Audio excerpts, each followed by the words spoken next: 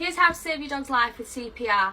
The three things you need to remember are A, B, C. A is for airways, so check that the dog has a clear airway. Check that the neck's extended.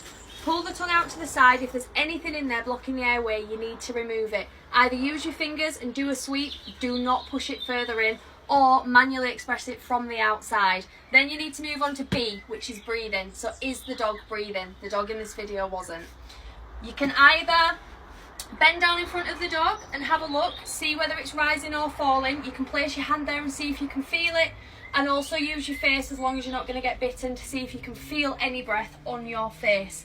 If the dog isn't breathing, move on to C, which is circulation. So can you feel a heartbeat or a pulse?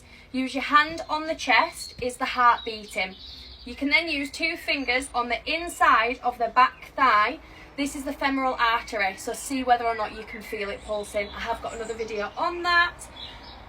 Presuming the airway is clear, they're not breathing, and there is no heartbeat, you then need to move on to your CPR. So we're going to deliver 5 rescue breaths.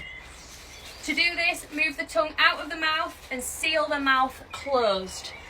On big dogs, seal your mouth completely around its nose. On little dogs, put your mouth completely around its snout.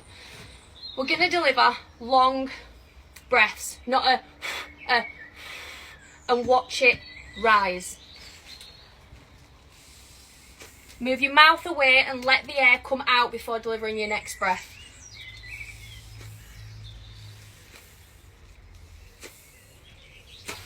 That's the 5 breaths. Once we've given them, move straight onto your compressions. So interlock your fingers, lock your elbows, and you want to place the palm of your hand where the dog's heart is.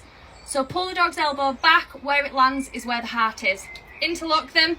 You want to compress it 1/3 of their chest depth. So that differs depending on the size of the dog. Do it to staying alive, just like in humans. So here we go.